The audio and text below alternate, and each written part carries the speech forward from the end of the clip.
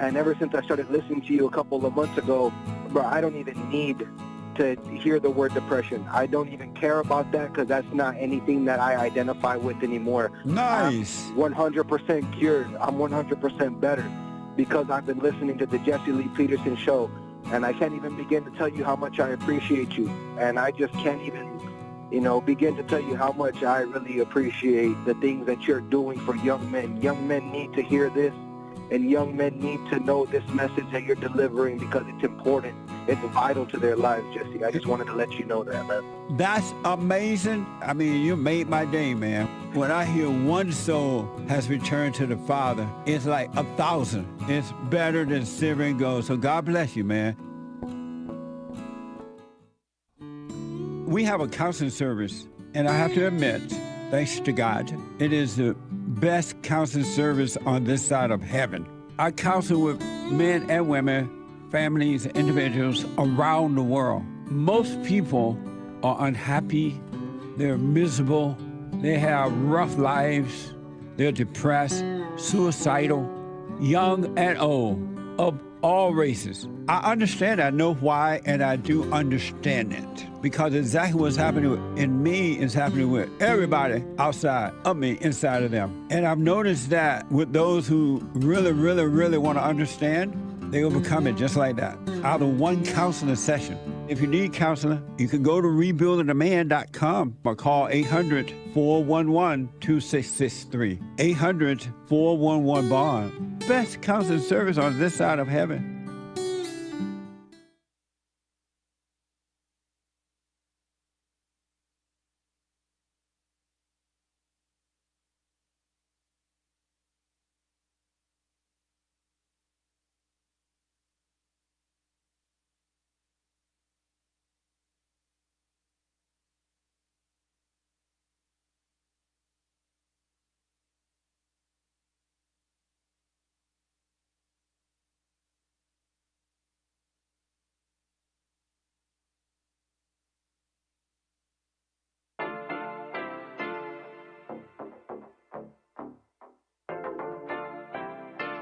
Isn't he Mexican? He calls himself American.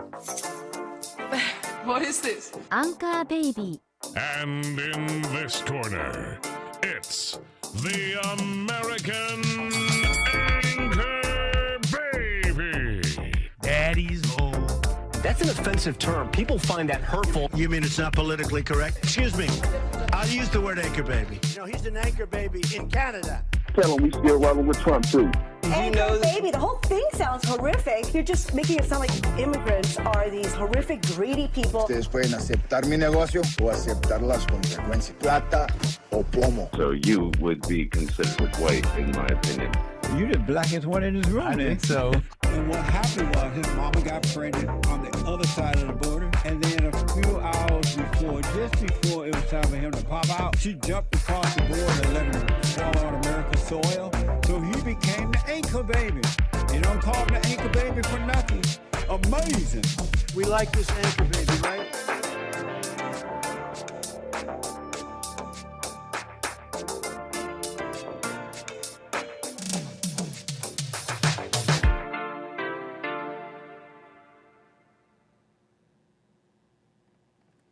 How you doing? I'm the American Anchor Baby. Appreciate you tuning into my show. Welcome. How was your weekend, everybody? On this fine Monday. Welcome back. It's a pleasure to be back here. And, it's a nice weekend, Mother's Day and all that. So it's a pleasure to be back on this Monday. American Anchor Baby, I see you. Thank you so much. And what can I say? It's gonna be a loosey-goosey Monday, as they say. Some call it that. Some call it that. What's even going on? What's going on? They're talking about Trump and all that. And we might get there. We might get there. We'll do it together, though. Thank you. We'll do it together. You could call as well. We could do that together. If you want to call, 888-775-3773. Appreciate that. And to my viewers on Rumble and DLive, thank you for tuning in. DLive.tv/Gorgonzola and Rumble.com/American Anchor Baby. What's up, Pruitt? That's a name I've never seen over there on Rumble. Very nice. Welcome. How was your weekend? What'd you do for Mother's Day? Dia de la Madre. What's up, Alejandro, Cameron? Welcome, everybody. I see some people who joined us over the weekend here on Friday for our flight. And we landed that plane beautifully. We landed in Memphis. Memphis, I believe. Yes. Memphis, Tennessee. And if you were there with us last night, you are an MNEIG, obviously.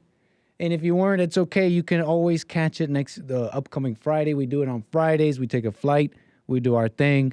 It's fun. Some say it's a high barrier to entry to watch the Friday show.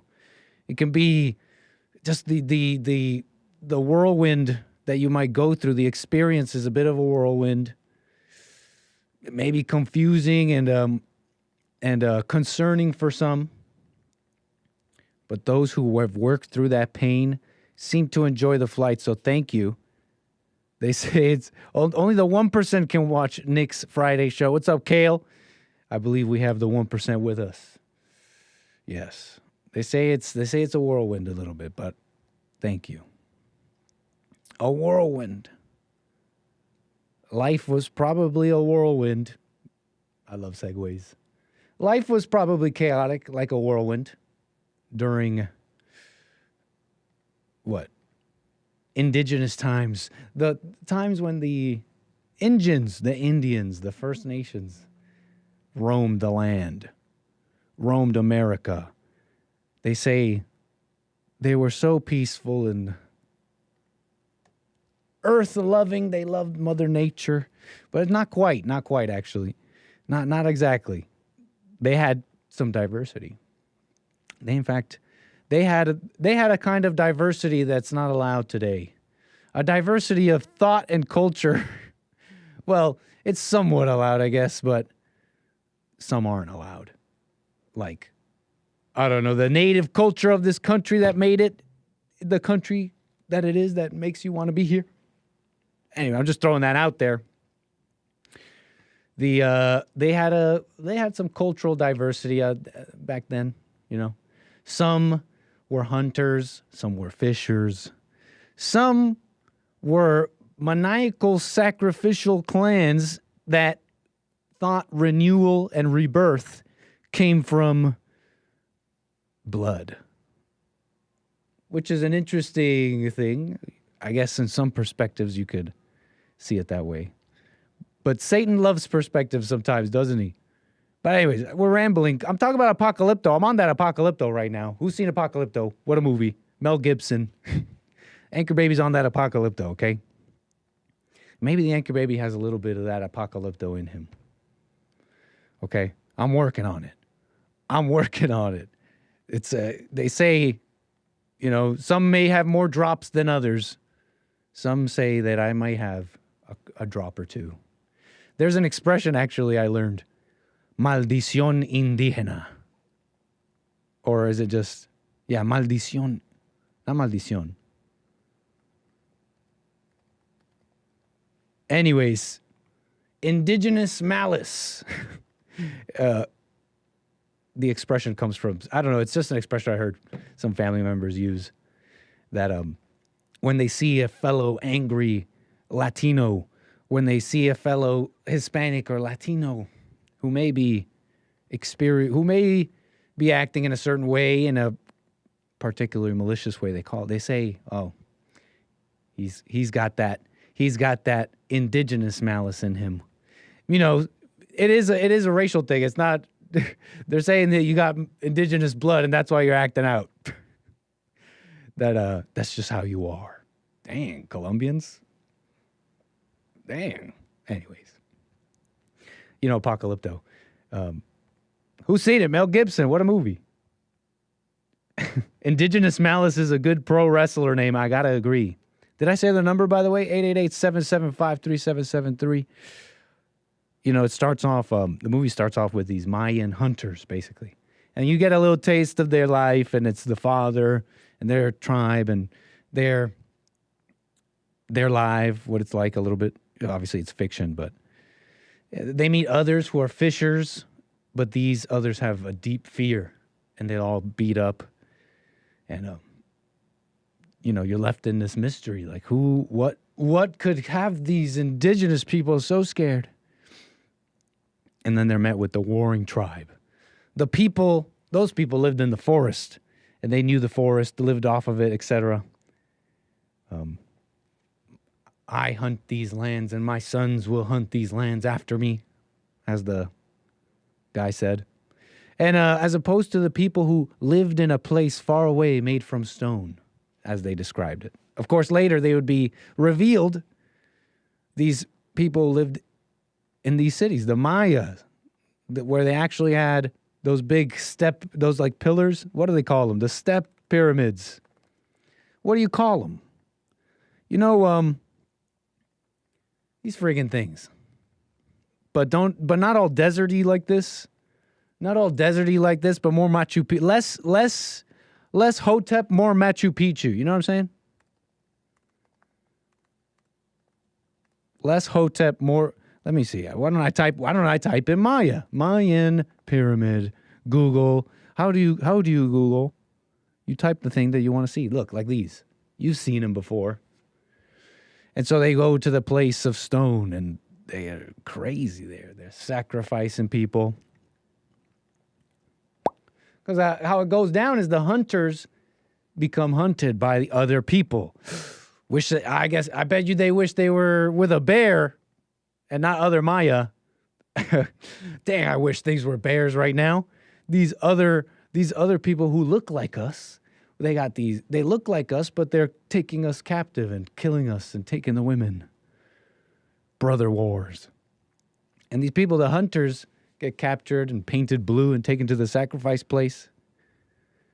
And what a scene. When they got this pillar, it's red. Rivers of blood, you look at some of these descriptions from some of these explorers like, what's this guy's name?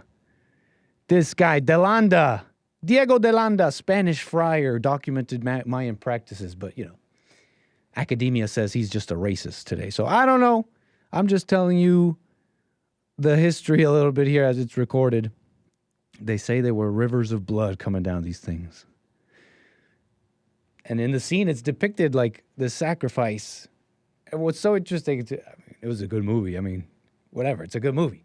But also, I can't help but see the parallels and make these connections, whatever. It's like, just enjoy the movie, right? But they got this spiritual leader that was leading the ritual, and he's speaking to the people. He's like, well, they worship some god, 𒒂💄💂💂💂💂. These Aztecs with their 𒒂💂💂💂💂💂. That's their god names. 𒒂💂💂💂. They're sacrificing it to this god, and they're saying, a great plague has befallen our people.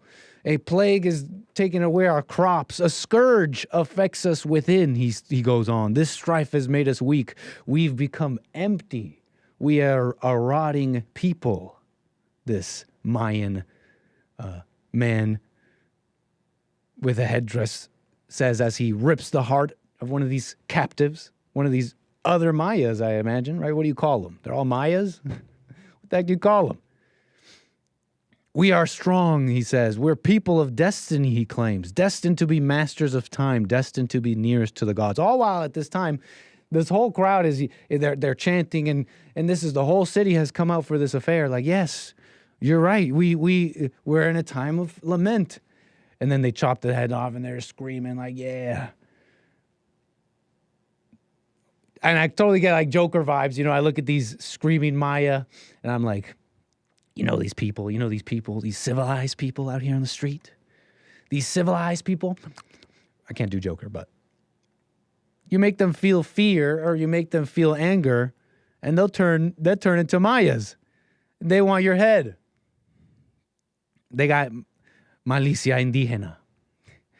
Anyways, what a movie. Mel Gibson. What else about this? The sacrifice. It's funny. It's like they're he spoke of the rot in the people and how the land thirsts. And I know it's a movie and it's fiction, but I think I know what Mel Gibson was getting at. I'm just saying, like, he's up there and he's like, there's a rot in the people. And so he starts killing and blood pours and all that. And people are screaming. It's like, and you know, reading a little bit of, Diego de Landa, how these people saw blood and death as rebirth, as life. That was life. When they plunged the knife and they had the blood, that's life. We're reviving ourselves. We're bringing back life. It's strange, but not unlike people today, not unlike how the world is. Come on, that's a good point. 888-775-3773. I see your calls come in. We'll get to you here. Jefferson and the Native Americans.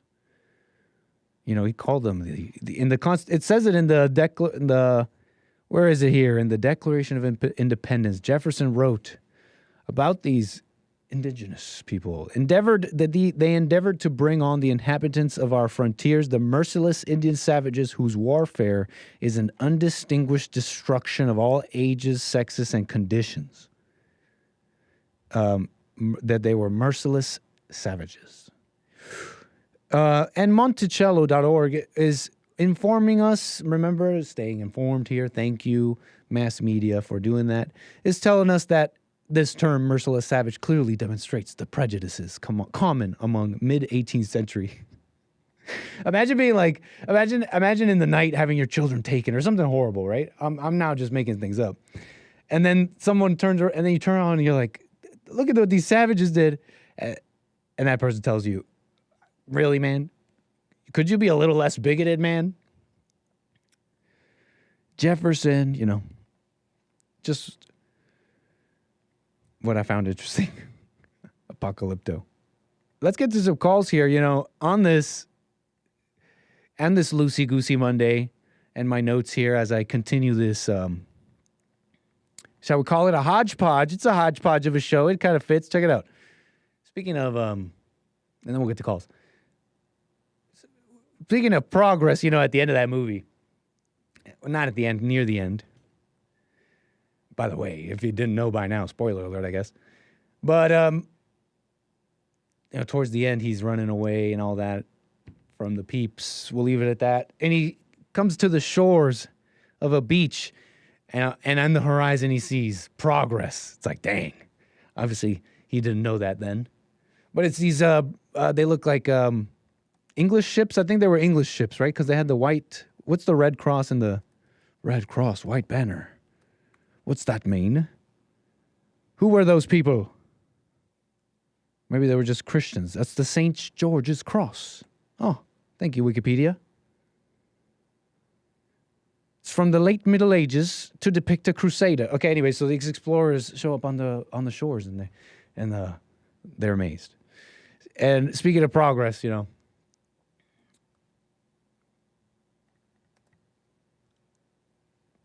talking about Apocalypto. Tell me, Apocalypto, what do you got on AI smart glasses, bro? You can now convert any glasses into smart glasses for just $20. 1 month ago we built Friend, and now many of you use it. On today's hackathon we built Open Glass. You just buy the components for this for $20 and stick to it to any glass you want. Then it will take pictures every few seconds of your entire life, and it will give you very personalized AI like this. For example, this is all what happened just a few minutes ago. Then I recently met this guy, and I don't remember his name, so I can just ask what was the person's name, and it will tell me the Scott, because he had a name tag. It has hundreds of other use cases. You can ask where do you leave your keys. You can ask, hey, how many calories this food have. As always, we are open sourcing everything in 24 hours. Stay put, let's build together. Oh my cuckoo clan. I'm about to worship Open Glass. These are masters of the universe. Absolute masters of the universe. Never forget who you met. You could just ask AI, who was that person's name? Because, you know, you forgot. And you know what? As a master of the universe, let's say you forgot where your keys are. You're like, I'm a master of the universe. How can I forget where my keys are? That's right. I have an AI. It could just help me. And you forgot this. And you also forgot this other thing. And if you're a master of the universe, you can't be forgetting these things. So as a master, you have your AI tools. You know, I saw this video and I'm not like tech-averse. You know me a little bit. I think we should become masters in these scenes because I'm just saying that on the right wing, the conservatives, there's a failure of imagination and a denial of reality. Technology is one of the major kind of society shaping forces right now, et cetera, things like that. But I saw this and I thought about Jessie. And my mom, too, you know, that's how my mom is, too. She doesn't use an alarm to wake up. She just knows. I got to wake up at this time, even if she's had 1, 2, 3 hours of sleep. That's how Jessie is, too. At the time they need to get up, they get up. And they don't use alarms. They got that part inside of them. I don't know what to tell you. I guess we have it. I guess we really do have everything inside. I tried that a little bit, too, and it's not difficult. How do I put it? You just know you got to get up. But imagine this. You know what I mean? Imagine this. Is this our next step? Do we have to go here? Do we draw a line from Apocalypto to AI glasses? It's just no choice. The way the world is, that's the only way we can handle it well, in a effective way. Or are we just gonna give up more faculties? You see what I'm saying? Is this the next step? We just have to give up our faculties to the tech. Yeah, because now I'll really never remember people's names. I always say it takes me twice, but it's going to take me a million times. But anyways, let's get to calls here. I got Kareem out of New York. I appreciate your call. You're on the air. Hey, Nick, can I jump right into a poem? Oh, yeah. Yes, sir. Okay, it's kind of dedicated to Joelle, but I didn't get on the show. There's no disrespect to you. Oh, you got a poem for Joelle? That's kind of, he's in there, but it's kind of, I was going to do it on his show, but he doesn't, and it's no disrespect to Maze or Mark. They're mentioned in there. I don't want them to take offense. Hit us with the bars. Last night I was dreaming. You made a deal with the devil for a Dodge Demon, and when you pulled off with the tires screeching, all I could hear was your soul screaming. Lesson learned, flesh will burn, your soul searing. Because when you crash out, the devil does the steering. He played with my head as I lay in my bed wide awake. The devil lied and said, I haven't the time it takes to apply the brakes. And when I hit the gas, he laughed. That was my mistake. It's bad news. I bought my insurance from a tap dancer with a tattoo of a Black Panther, so I call him Black Prancer. With my car destroyed in the middle of the highway, I called his office and they said, sorry, Joelle doesn't work on Fridays. So I asked, what are his work days? And I figured now his real name is probably something like Joelle Thursday. Joelle, I'm proud of you. Imagine if you looked so good in a Prada suit that everywhere you went, every woman you met wanted you. Trust me, the devil's daughter wears a bodysuit. My God, she's cute. And my God, she's cute. Now, what are you going to do when you walk in the gym and she walks in, takes her pants off right in front of you? She'll say that she's in love with you, but the only thing she loves is to punish you. Now, imagine you got 8 wives like the Muslims do. Does that sound fun to you? Weak men are taking orders from Satan's daughters. Vedas are looking for a couple quarters in a payphone so they could call a bond and ask for the way home, and all they get is look within and a dial tone. Me, I called up Bond to try to make my mark. I didn't want to sound just like Maze and Mark. I wanted to take my time, make it rhyme, and make an amazing arc. The devil could break your mind, but he could never break your heart. With a lot of pieces to take apart before we rebuild a man like an engine and make it start, we can't panic. We got to be like a mechanic. Fixing the damage will become your favorite part. Dang, Kareem. Bond-coded bars here. I got to say, I appreciate it. When are you getting in the stew? Only God's goaded. My bars are bond-coded, and I'm feeling God-moded. I love it, Kareem. There's a whole story there. You've weaved it all in. I even heard art in there. I got to say, it's some masterful work. When are we getting you in the stew? I'm going to get that's an invite to Bond? We need you in the studio. You need hard. Are you going to be, we need hard diss tracks coming out. Well, you hear that. That's a lot of, that's from last time I spoke to you. I got more bars too, but I'll save it. I know it's a short show. Thank you. And the Mayan thing, Wait, I want to let you speak because last time I didn't let you speak. Go No, ahead. I mean, I have nothing to say to the bars. Mic dropped. Please go ahead and say what you want to say about the Mayans. I might have some response there. I hope Joelle enjoyed it. I hope the chat enjoyed it. Yeah. I have other bars. Are you starting beef with Joelle? Because I don't think it was beef in that. Oh one. hell no! If you look that that good was in a Prada suit, that's an ode to Joelle. That was a story. Yeah, it was all weaved in there. I didn't think it was. I didn't think it was hate. Or no disrespect. But I could be like gullible or today, something. I just used them. All right, sir. Well, we need a beat over that. You wanted to say something about the Mayans? Oh, about the Mayans. If you see that movie, they're running away from the Aztecs. They escape to the water, and here come with probably the English, which then they establish Belize, the country, where the Mayans live till this day, and they were basically kicked out of Mexico. Oh. So if you go to Belize, you'll still find the Mayan temples and stuff, but the Aztecs threw them out of the country, and that's them running to their last escape, which is Belize, where now Guatemala. Belize was taken from Guatemala by the English, and now Guatemala wants the country back because the English have lost interest now that there's no more mahogany. The English were there for wood. They took all the wood. They left. They still use the English currency. Their language is still officially English. But Guatemala is saying, hey, we want the country back. And Belize is kind of on its own because they don't have much financially or military.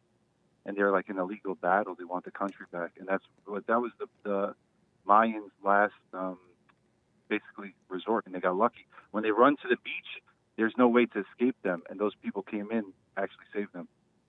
Well, you mean the ship saved him? Saved that one guy? The ships actually saved, not him, but saved his people because they create what is it called? Like basically a safe environment for them. Yeah, they make rules. The child sacrifices will stop. A border for them to live in, and now that the English are gone, the Colombians will land planes there and sneak them into Mexico. So Mexico's really interested in the border. The cartels are sitting on the border. So basically the English, you could look at them as like either or saviors or whatever. Totally. Or enders of Aztecs. I mean, it's just life, right? But it's all quite interesting when you see it in a better perspective instead of a shallow way. And also I like the symbolism of the woman and the child are in a pit. Yeah. And they're at the mercy of the man's outcome. What is the man going to make of this? Because if the man doesn't do anything, they're just dependent upon him. And that's pretty old school and realistic. That's so true. I didn't even look at it like that, but that would be the end. It's not just the end of that woman and the baby, but the baby's further on. Talking about his whole thing is my son's going to do this, my son's going to do that. Yeah. You know what's even cooler than that? My son is a Mayan Belizean. Your son? Yes. Oh, dang, you got a little apocalypto son. And that's sick. He is a very apocalypto kind of. Like that look? Belize is half African because it's English brought in slaves. So if you go to Belize City, it's totally black. Oh yeah, because I knew that. I was gonna ask because the Belizeans, that's what he called himself. There's a couple I knew they were black. You know the rapper Shine who got arrested for the Diddy thing. I think so. Black. Yeah, I mean I just know it from that it's stuff. Like Jamaica. If you listen to Bob Marley, he's singing about he's a proud Jamaican and how Americans enslave people. But if you go back to it, Jamaica is just a country full of slaves who've been left there. Right. So why is he so proud of being Jamaican? And why is he talking about the U.S.? Fascinating stuff, man. On the the Belizeans I knew were black, but thank you for that. That makes more sense. Yeah, so my son is probably like part black, part Belizean. But he does have Mayan ancestors. Does he have that? Does he have that indigenous malice? Oh, he's like a leopard. But that's so true. And his grandmother speaks Mayan. Interesting. And if you go visit them, it's all you're going. So it was the Aztecs running the Mayans off. The Aztecs were the people of the stone. Yes, and they chase them to the water, and then basically they're chasing them to the last resort, which becomes a safe haven created by the English who land there. Yep. I always heard and knew that was true, but to give it names, who it was, the tribes, and all that, because I always knew that when the English came, it wasn't just destroy the indigenous. No, it was like there were different people. Some of them were very thankful because it's like you were saving us from these cannibals. Thank you. Well, I think it's the Aztecs were like they'll make you the king, and then like 3 weeks later they chop your head off. So it was like kind of like crazy sacrifice stuff where the Mayans were more just like living off the land. Yeah. Like, hey, we're just living. with the smart glasses. You know what those are about? They have a sensor. The strap. You ever see the size of the strap on the back of your head? For what? It's to read your brain's. Are you talking about what waves. sensor though? It has a sensor. So the smart glasses with the strap, those Apple glasses. Oh, you're talking about Apple VR stuff? Apple Glass. Sensor. Yeah, they have a sensor on the back of your head. So it's a huge pad on the back of your head that reads your brain waves. And they watch how dilated your eyes become so they could customize your marketing. Let's say you're looking and you like blue. They're not going to show you advertisement of a green shirt. They're going to show you a blue shirt. Oh, man, that's so absolutely true. Data, so it's basically just to collect data on you as a consumer. So you're paying $2,000. It should be a free device that they use to get marketing on you. Everything, all these devices should be free because they use them to collect data. But instead, you're paying $2,000 so they could collect data from you. Are you getting the ad block implant? Yes, but they have to take out one of your eyes. I got to pick which eye I'm going to remove, but it's better. Yes. Yeah, because they're going to beam it in our heads, so I'm going to get the ad block implant, but then I'm going to get like pop-ups and malware. It's going to be BS. Yeah, but I'm going to get all my teeth removed. This way I don't get any of that stuff. Right on, sir. Right on, man. Hey, man, Kareem, a pleasure as always. Is there something else you want to say here before we move the wheels? No, nothing. Just big shout-out to everyone in the chat and big shout-out to Bond. Thank you, sir. Thanks. We'll work out on stew time. Oh, yeah, if you have me slide through the studio, don't get me started on Hassan. Hassan, you got to put it on a track, and it's got to be some Bond beef and go viral before you start. Hassan used to be a slave in the studio to Kanye. Now he's looking up at God like, please, you could call me Kunta Kinte. I'm like maybe beta and sensitive, so I circle the wagons. So if my internal stuff goes off, so I'm like, Hassan's my brother, so I don't know what you talk about. No, I like Hassan. Just cracking jokes. Yeah, no, I know. I'm just sensitive. I really do like the bars, Kareem. Sincerely. Listen, continue. Hassan is like Dorothy, and Sandy's like Toto. Jesse be the sensei, and Bond be the dojo. Dope. Love it. All right, I'll see you. Call me again, Kareem. Thanks, bye. Hell yeah. Call me again. Very nice. Bond coded. You know, they say that you can't make good Christian content, good Bond, positive, love coded, born again content. Okay, that world, the Satan's world has it. No. You know, I had a good conversation with Kareem on Friday as well.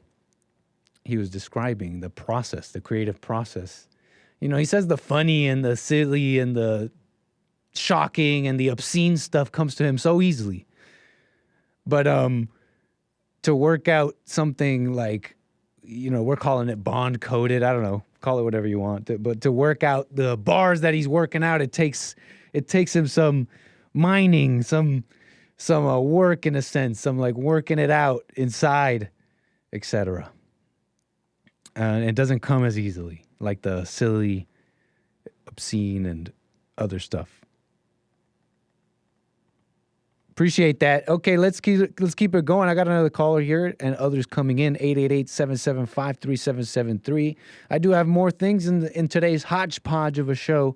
We're talking about the apocalypto and all that. Look, IQ, war, Taylor Swift, Paris. We're going to make it all work, folks. Appreciate you being with us today. I got Aman out of India. How you doing, sir? You're on the air. Aman. We got Aman, India. Oh, wait, hold on. Do I have you? Yes, unmuted. He may have me muted or something. And we got Aman. Appreciate that. How you doing, sir?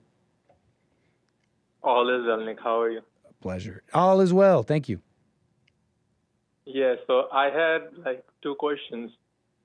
So my first question is like, let's say that a man and a woman is married, right? And the marriage is not working out.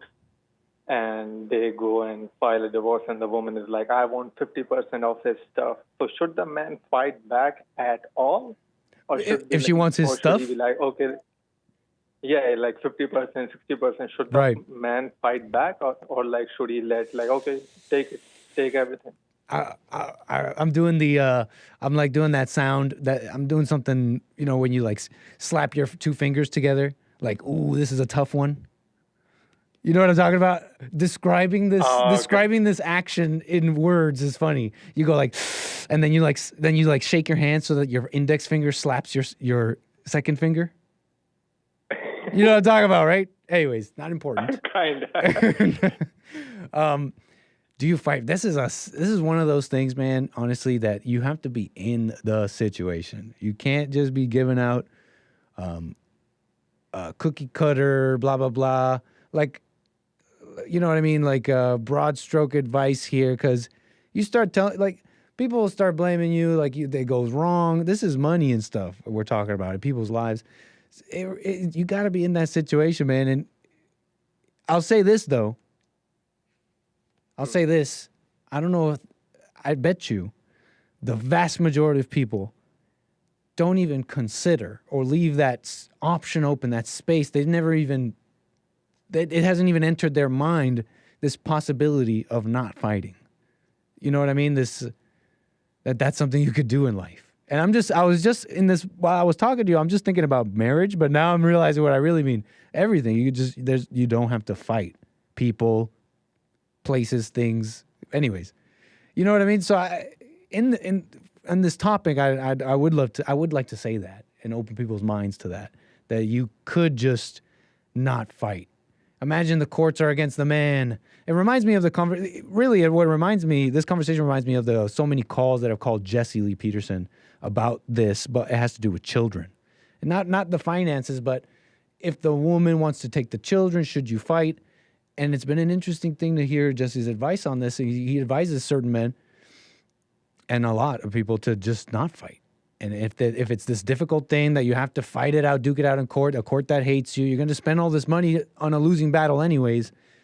So give it up. It's been an interesting thing to hear. What do you think about that?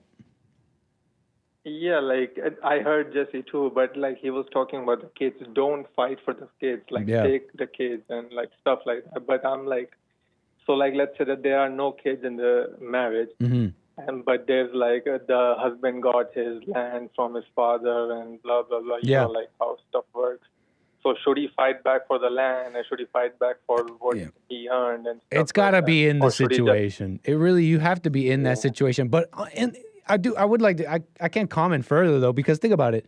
In terms of like land and wealth, even in America, where it's like against the woman and all that, if there's a way that you could protect yourself and prove it, and like it's your stuff, like it's yours, you know. Even with the kids, let's say even with the kids thing, it's like you are willing, you believe you should be the one that's the main caretaker of the kids, etc. You know what I mean? Like the answer to that is not don't fight. The answer to that is you still gotta watch your. Because imagine if there was a person who could prove it, and it's like the simplest thing, and they got a lawyer telling you like, yeah, it's not even going to cost you much. You look, we have an airtight case. Go get your kids. You know what I mean? Well, Jesse, what I gather from those conversations is Jesse's talking about this overcoming of the world, and that includes money. That includes even your children, all the way to your children. You know what I mean? Yeah. So that's what I gather from those conversations. But you got to do what you got to do in your life. Imagine, let's say you start fighting, it starts ruining your life. Then it's like, oh, dang, I guess Jesse was right. And then you really learn for yourself. You know what I mean? So live your life, man, you know?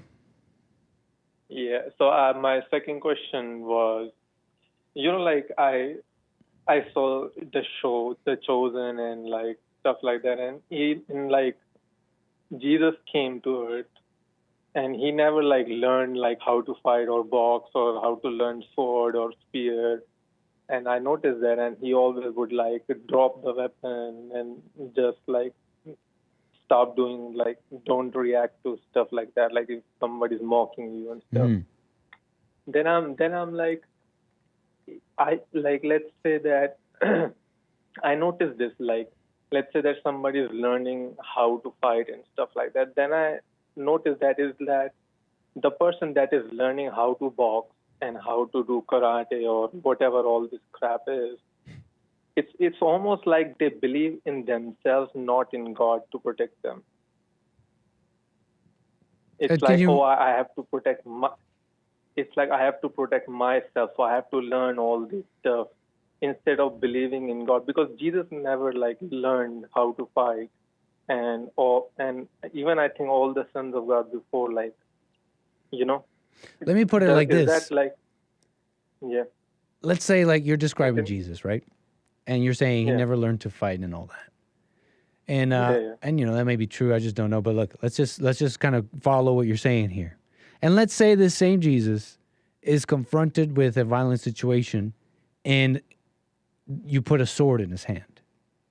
Like, this is just, you follow me so far? It's like, do you think that Jesus, not talking about morality, I'm just saying, you don't think that he could swing that sword and defend himself? You know what I mean? Like, learning to fight is an interesting thing. No, I think it's that an he interesting would part of this sentence. You know what I mean? Because,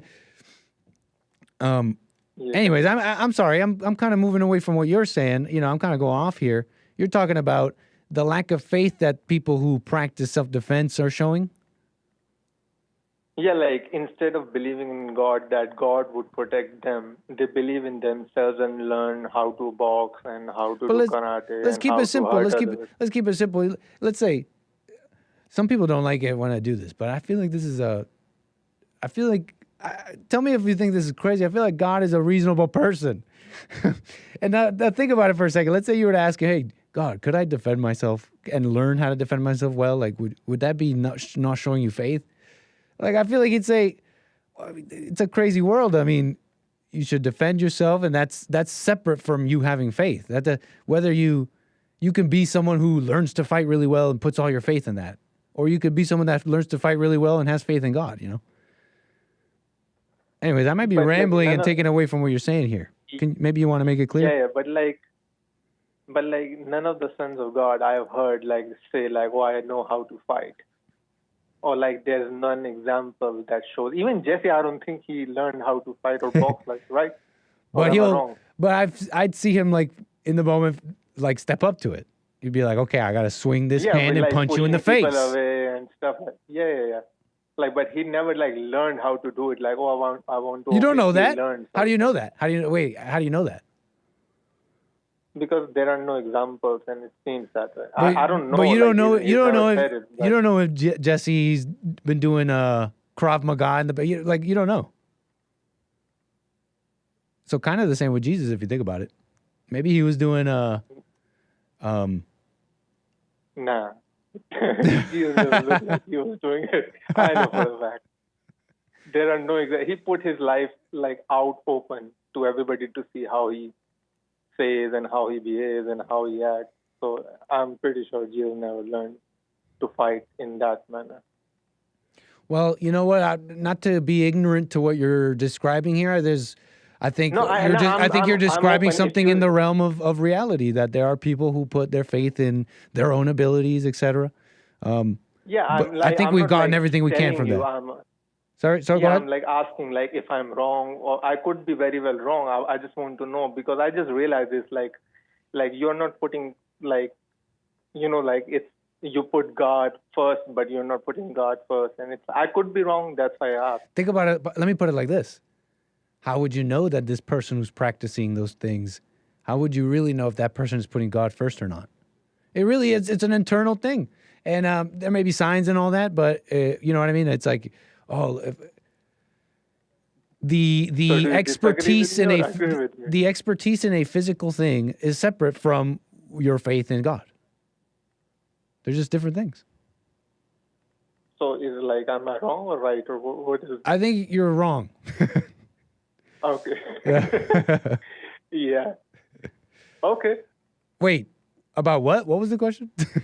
About what? Wrong about what specifically? I'm saying you're wrong about putting too much attention into thinking someone doesn't have faith in God because they've put a lot of time into defending themselves physically. No, that was not the question. Okay, about the fighting back in court? No. The second question was that it's pretty much like learning how to fight is is it evil because you're not putting faith in God to protect you? You're putting faith in yourself to protect you. So is learning how to fight evil? I'd say that's not evil. Unclear. But I'd say it's not evil. That's not evil. Sure? Yeah. Learning to fight is not evil. That's not what evil is. Oh, okay. You know what I'm saying? That's just like a thing you can learn. I don't know. It's like you're learning how to hurt others. Let's say you started learning how to fight, and then while you were learning how to fight, you were like, I don't know, any number of things. I'm untouchable. Only by these hands will I don't even know what I'm saying here at this point. It's an internal thing, man. It's you can make a god out of anything. So just learning how to fight by itself is not evil, is the answer to your question. Okay. Nice, sir. Appreciate your call, man. Can you call me again? Yep. Thank you, sir. 888-775-3773. Yep. Apocalypto, you got to learn how to fight. What if you have to run from the Aztecs? Sorry, I'm stuck. I'm stuck in Belize, in pre-Belizean Belize. Maybe something inside of me is being activated. The malicious indigenous side of me. You know, if you think about it, am I not the product of this? Am I not the product of this meeting of worlds? The Spanish, some say I'm white for that reason. I don't even understand that. You know, someone that's in my intro. I consider you white. You know, are not all right? Not the product of this meeting of people, conquests, fight, war, love, marriage. There's some marrying in there, okay? You know, there's different ways of conquering the world, okay? You ask the English, you ask the British, and hey, something to be appreciated about this. They're very. We'll take, we'll give, we'll take, but we'll stay our own. The Spanish. Colonialism has to do more with, for the Spanish, colonialism included colonizing their women. And the Anglos may look down on that, and that's interesting. Anyways, I'm just rambling about race because I'm getting into IQ here. They talk about IQ and apocalypto and stuff. I told you it's a loosey-goosey Monday.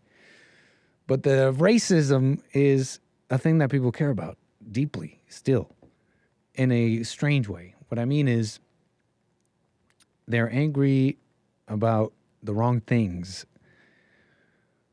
Let me get to this. IQ, they say it's a major thing. It matters a lot. And I don't discount it. I think it may lend some insight to certain things. But what am I getting at here? There's this meme, okay? It's a meme. It's one of those green text memes that come out of 4chan. And you know, you read these. You know Satan interprets memes? You know how Satan interprets the Bible? Satan interprets memes too. So when you're reading the memes, just because it's in green text, just because it's on 4chan in green text, it doesn't mean it doesn't mean it's a lie, but it doesn't mean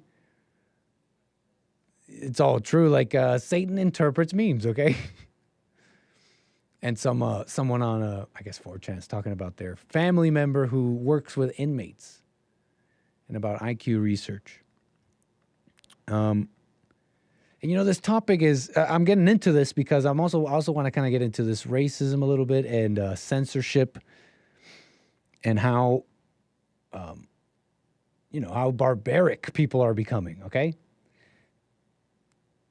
And so this topic would get, get you bad looks, censoring maybe not today, but on this topic of IQ and how there are differences between the races.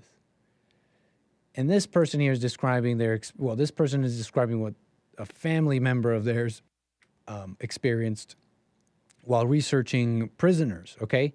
And people with less than 90 IQ. that they have a difficulty understanding what's called conditional hypotheticals. For example, how would you have felt yesterday evening if you hadn't eaten breakfast or lunch? So that's like difficult. It's like, what do you mean? I did eat breakfast. Okay. But if you had not, how would you have felt? And that's apparently a difficult thing. I mean, according to this green text here, I don't know the research. I'm not discounting. I'm just saying I don't know it. And, I'm bringing this up because, this is mean and it's racism and you can't talk about this. Imagine if we could just speak freely.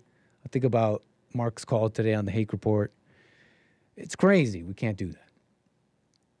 On this, what did I want to say? On this, what did I want to say about this? About imagining, about this, I don't know, apparently it's high IQ to be able to imagine things like that. Basically, I'm bumbling around. I'm trying to make this point of how high IQ is seen. It's like, oh, I'm so smart. I'm just better and can handle life better. But what really is that smart about this? Again, I'm not discounting IQ and IQ differences and the differences in the abilities of people with different IQ. I'm just saying, what's really that smart about, I can imagine that cigarettes... Imagine you bought cigarettes for $5, like all these scenarios in your head. I mean, I wonder, I start to wonder why smart people are so miserable. And then maybe it's a little bit of this. I'm able to imagine so many scenarios like that's so special. Like, sure, okay, maybe because with all your IQ and your ability to imagine scenarios, you could do pretty amazing things with computers and really smart, complex things, okay? I'm not discounting that. That's necessary. It's amazing. But Mr. Scientist, what do you do? Why are you so miserable and crazy? Huh? You know what I mean? I'm just speaking off the cuff here. But on this, it's kind of, speaking of the internet and IQ and the things you shouldn't talk about, taboo subjects, they say.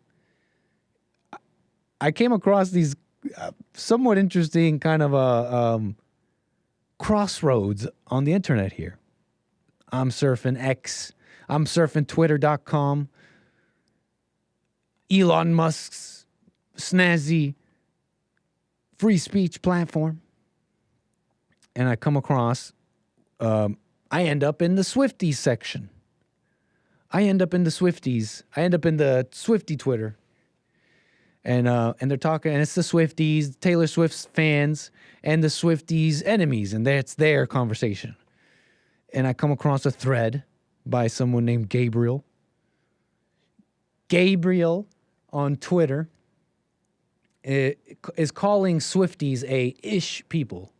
And he's made a whole thread about how, with proof that Swifties, the Taylor Swift fans, are ish people, like poop.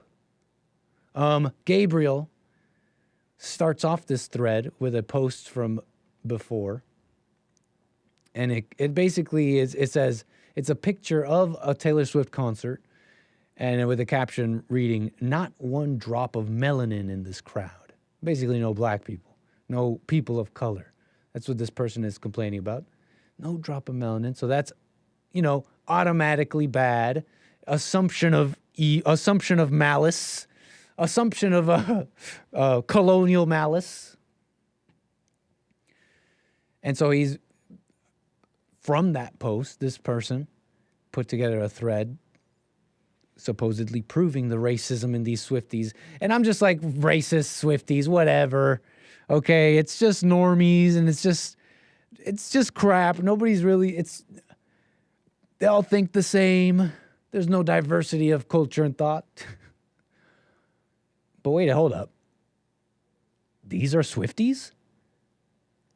Thank God we don't want robbery and violence in the Eras tour. Whoa. Pearl clutch. Whoa. Wait, these are Taylor Swift fans? Why the F performing for black people became so important? OMG. As we like it. No third world countries, people in sight, or illegal immigrants. Dang. Wait, these are Swifties? Good, says Alex the tortured tranny. What the? Good, says Alex. Thank God, says another Swiftie, apparently. Well, she's performing in a 70% white country and not Zimbabwe. Hope that helps. Wait a sec. I thought I was on Twitter. I thought I was on Twitter, Swiftie Twitter. When did I enter 4chan? And Gabriel, this Latino-looking guy, is all mad. Swifties, oh, the Swifties aren't racist. Go back to cotton picking, says Lucy. Lucy, what's up, Bill? Lucy is not happy with Gabriel, and she's telling Gabriel to go back to cotton picking. Based? Yo, based? What happened to the Swifties? Now, this is just Twitter. Who knows? Maybe this is like not even Taylor Swift fans, but who knows what's happening on Twitter. But what am I supposed to gather from this? 888-775-3773. About to get to calls here. Let me finish this up.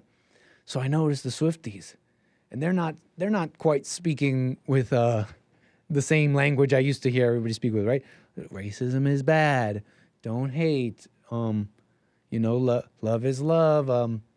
You can't say that about XYZ, black people, gay people, blah, blah, blah. And see, and even though the media, the celebrity like Taylor Swift, whoever they're following may espouse those things, it seems like the people in the comments of the videos and all that are having their own conversation. A more, shall we call it, down to earth, but because the people who are down here on earth are like full of hell, they're like warring. But that's what's going on. That's how I'm seeing it, folks. The Swifties, following the same theme here. I end up, where do I end up? I'm perusing, I'm on the social medias. I'm going around, and I end up in Little Caesars YouTube. A less known side of YouTube. It's not actually known at all. I mean, I doubt that there's a significant demographic that is, posting and having conversations about Little Caesars at a to a significant level that we could call it the Little Caesars side of social media. So maybe I'm exaggerating, but understood. Little Caesars hot and ready lunch combos now $4. I'm on YouTube. I end up on Little Caesars YouTube. Bucks instead of $5. And they got a commercial about Little Caesars. Understood. Little Caesars hot and ready lunch combos now $4 instead of $5. 4 large slices of deep dish pepperoni pizza. And a 20-ounce soda for just $4. Hand rubbing intensifies. You guys have ruined me. I used to be a nice little Christian, and now I'm all based, and you know what I mean? We're supposed to have love. Hand rubbing intensifies. Who made this commercial? This is a 5-year-old video, but I ended up on Little Caesar's side. And look at the comments. Kicked out of 109 pizzerias. Wait, where is it? Look at the comments. It's all like, it's like Jewish jokes, okay? This is just a Little Caesars commercial. Have you no limits? Have you no limits? The pizza cries out in pain as it burns your mouth. And so, I'm looking at all this, right? And I'm obviously hodgepodging it together into a segment. I'm having fun on the Loosey Goosey Monday. But I find it funny. I find it just interesting to see this, what shall I call it? Like a change in mentality and conversation, an almost embracing of savagery. Barbarianism? What shall we call it? War? Or is the anchor baby just stretching this into is he just stuck on Apocalypto? The racist Swifties,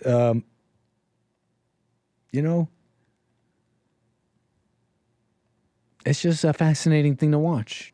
Don't you agree? It's just fascinating. I can't even put it into words. But there are some things we could put into words. And particularly, it's censorship. Like, think about this. What is an important, I guess, an important topic out of all this hodgepodge reporting is this racism and censorship stuff. When I'm starting to see these conversations, how do I put it? You need free speech. You need to let people talk. And I'm not pointing anything out here that I'm particularly troubled by. This is particularly troublesome. No, I think there's a lot of people who just want to be free people talking. And they want to make the jokes. And they want to do the taboo stuff because you made it taboo. You understand? And what else? And it speaks on the militant, how should we put this? It speaks to the lack of love that everyone has for each other, specifically the whites and the blacks. They don't have any love for each other. And they think they're maligning, they're maligning the whites. And all I'm trying to say with that is I want to like show you, I guess, how there really is no love, even though the world is saying we got to love black people, racism. They hate them. The black people are in this, and they hate each other. And the white people are like, we got to defend them and all that. I want to show that to you with what we'll get into here in a moment. But I got Jesse out of New York, and I do want to get to calls here. 888-775-3773 if you want to call in. But Paris, the dispossession of whites, and the Irish question. Will we finally talk about the Irish question? Stay tuned. But let's get to calls here. Jesse, first-time caller out of New York. Thank you for your call. Go ahead. Hey, Dick, what's going on, brother? How's everything? All is well, sir. Appreciate your call. First-time caller. Very nice. I see you talking a little bit about race, which is good, which is pretty much my the topic at hand for me. Okay. I don't know if you noticed, but you notice that there's a rat beef going on, right? Between Drake, Kendrick, and etc. And notice that in the rat beef, what I find interesting, right? When J. Cole first came out and did his rat beef, and the rat beef that this song that J. Cole did, which is he's a mixed race man, but the diss song that he came out with was talking about how Kendrick's music is trash and he's better at this, better at rapping. He talks about Kendrick's album being terrible. And this is J. Cole. This is what this was on 7 Minute Free. What was that called? It was the one that he did. 7 Minute Drill, right? 7 Minute Drill. So just for the folks and the viewers who are, this is for my non-black audience. No, this is, people have been following me. I've been talking about it a little bit. But if you don't know, they say that there are the three greats in rap. They say it's Kendrick, Drake, and J. Cole. And they started a little war. Kendrick did a October 7th attack out of nowhere. But if you've been paying attention, it's been brewing to take down Drake in a series of disses, and it's gone back and forth. J. Cole got in on this with one song and then got out, wanted no part of it. Just wanted to inform the people there. Jesse, go ahead. Right. So in the song, J. Cole was talking about that he was better rapper, et cetera. That's a rap diss. Okay. This Kendrick, fine. So, and then but just to go back a little bit, J. Cole and Drake, like you said, they made a song called First Person Shooter, and they included Kendrick in one of the top threes. But Kendrick didn't want to be included. Now, Drake made a diss, and this was talking about how he's also the best. He's traveling everywhere. He was traveling to Japan. Yeah. Kendrick music sucks, etc. Right. Now, when Kendrick made his song... For a little context for the folks, I mean, they really have been industry leaders, and Kendrick is someone who hasn't been releasing as much music as them. And so that's where some of the criticism comes from. They stay on the top of the charts, et cetera, okay? Go on. Yeah, so now Drake released his song. He was talking about he's the best. Now, Kendrick released his song, right? Mm-hmm. And then Rick Ross was trying to get involved, right? And he started mocking Drake's. Now the way Rick Ross was mocking Drake. Notice that Rick Ross was talking about Drake's skin complexion. He was talking about Drake's mother, him being half white. Yeah. It's funny how they say that, culture. huh? They keep saying white. Yeah. They keep trying to point him out as being half white. He's half Jewish. Right. But they consider that white. That's Right. how black people are. Now, you see, Kendrick responded, and he took the same route of calling Drake mixed, and he's not a part of the white culture. I mean, he's not part of the black culture, etc. Is that what Drake? Notice that it was the black people that brought in the race attack on these guys. Notice it was the black folks that first started bringing in the racism and colorism, because if you don't know, black people have been saying for a very long time, it started with black women when they were saying that light-skinned girls were privileged. Black women are all over the internet talking about how light-skinned girls are privileged. Are what? That light-skinned girls are privileged. That's what they're saying. Okay. Which is bullshit. Obviously, it's bullshit, right? Let's keep it clean in the daytime. Yeah, they say that. And then they try to emasculate light-skinned guys by saying that light-skinned guys are mixed blacks are basically soft.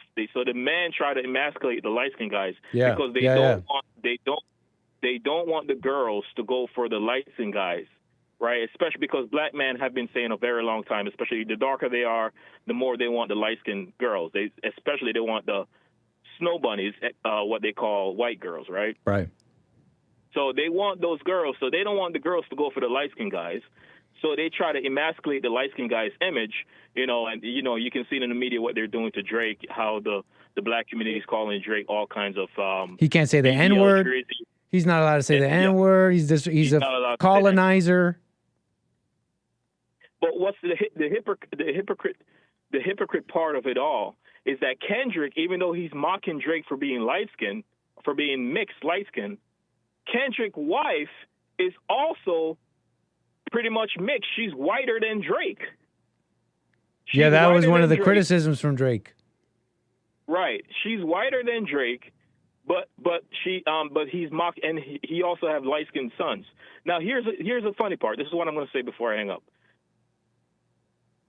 When Kendrick and Rick Ross was mocking Drake's race and saying he's mixed and saying he's not black and saying just mocking his skin complexion, calling him soft, calling him all kinds of names, I said that if Drake made a song calling these guys all kind of black keys, calling these guys, talking about slavery, saying that if you turn off the light, you can't even see these guys.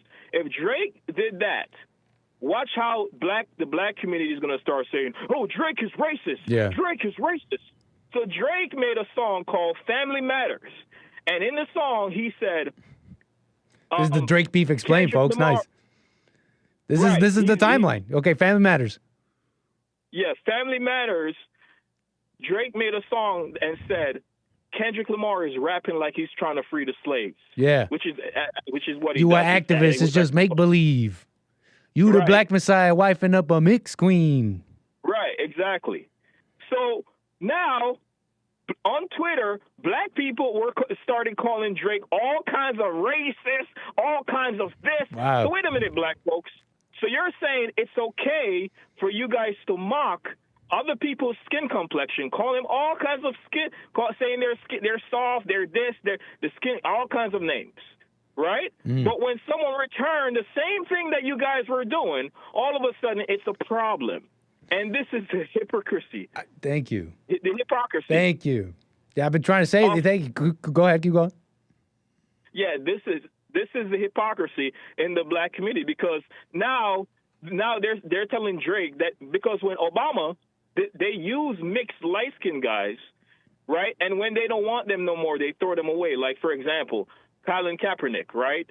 Colin Kaepernick, who was telling everybody to kneel and all that bullshit, right? He was an ungrateful bastard, by the way, because he had two white parents. I like to keep it clean in the mornings when the sun is up.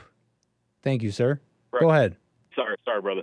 And also, when Obama first became president, what were all the black folks were saying? The first black president, they had his picture next to Jesus.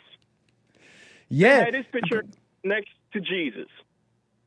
And now, because and here's the issue. This is the reason why the issue started. They didn't like the fact that two mixed biracial guys were calling themselves the top dogs in the hip hop industry. This is the reason why this whole beef started, because J. Cole and Drake made a song calling themselves the top dogs. The racist black race hustlers basically didn't like the fact that these two biracial men were calling themselves the top dog. That's all it boils down to, because Drake have made interviews where they said. And so you're saying that's why Kendrick? Would you say? Because Kendrick has kind of taken on, I'd say he takes on that more of that image of like, I'm with the black people, like blacker the berry, the sweeter the juice. So would you say, are you saying that that's what I guess that's the part I'm not following. He got influence into being blacker, I guess, because the world didn't like him for saying he was the top dog, even though he wasn't quite as black as they wanted him to be? They're just like Black Lives Matter. They paint these pictures to black people that, oh, we're for you black people. We're trying to fight for you. We're trying to free the slaves. Yeah. Meanwhile, they got mixed wives. Same thing with all these other rappers that have mixed light-skinned women, but in public they're talking about, black woman, black man, but they're all bullshitting. They're just trying to put a false image in the media. He can't control himself. Black people. Sorry? I said he can't control himself. Yeah. You can't with the bogus speech language. I'm sorry.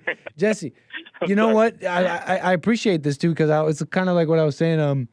It's what I noticed, because it's not even it's not even like a defense of Drake even. It's just, I gotta call it like I see him, and these people are acting like they're these noble savages, but they're really just savages. They're really just savages, and just as it's like we all know that Drake is the music industry and whatever, call it evil, call it whatever you want. But you're pretending like you're so noble savage for taking him down with what? With hate and anger and victimhood. And it sounds like you're mad that you're not this race hustler of the black people. Right. And it's like, it's tough because, and not tough really, it's whatever. It's really silly, but it's fun to talk about. But it's tough because it's not like I want to defend Drake. It's like the music if we could talk about the music, fine. That's one thing. But there's something I like. How do I put this? There's something silly and really shallow about the Hamas side. I called them Hamas, right? Kendrick and all that. It's like Hamas. Right. And their little thing was like October 7th. It's like, yeah, some of the criticisms they have of Israel, I mean of Drake, is interesting and all that, and maybe Drake has curried some negative favor over the years here. But you guys aren't these noble savages. You're just a bunch of savages. But here's the thing. This doesn't just stem towards Drake, because the black community have been pointing fingers. Matter of fact, the most that get bullied in the black community in the hood are light-skinned black people. Light-skinned black people, especially light-skinned black men, they have to fight all their lives. You can hear continuous stories of light-skinned black girls talking about how they were bullied by dark-skinned black women. They have such hatred towards these people. Yeah, they have such hatred towards these people because they believe these people are quote-unquote privileged. So because they know that they can call the quote-unquote white man, all kinds of names. They can call him the C word. They can call him all kinds of names. At the end of the day, they know that the white man is still in power, thankfully, right? Mm-hmm. Now, when it comes to the light-skinned people now, they don't have the power. So they bully those guys because those guys are smaller in numbers, right? So they bully those guys. And they think it's okay to do this because they're a little bit smaller in numbers. They are bullies. Now, this is what I'm saying. The thing with Drake is not really about Drake. This is about the attack on not having a darker skinned man calling himself the top dogs. Because if Drake, the achievements Drake is one of the top hip hop artists in the world right now. With the achievement that Drake have, if Drake was darker skinned, black people would be carrying him on a golden throne. But because he's mixed, but he may not be as light-skinned, he may not have been the top success you know what I mean? He may not have, like, this is just speculation, but if he wasn't this light-skinned, half Jewish guy or whatever, he may not have been as big. And this is just speculation again.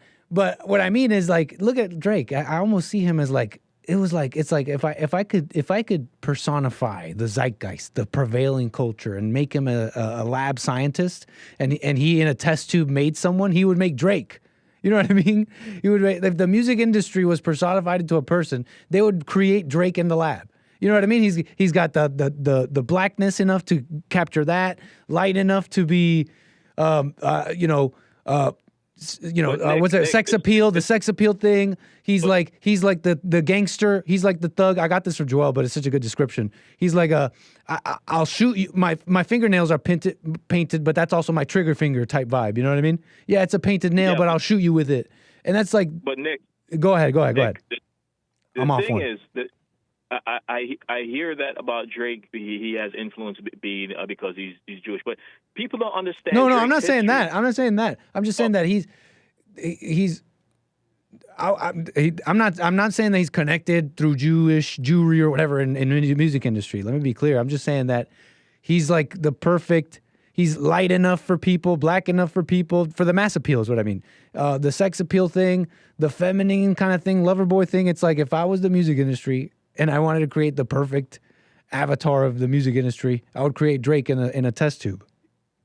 But So if he was Drake, the dark skinned guy you're talking about, maybe he wouldn't have been as big. No, but here's the thing: Drake have a long line of history in his family of people who were already doing music. Oh yeah, So I'm not discounting that. I was just not. That's just not what I was saying. I'm not saying that that's not true.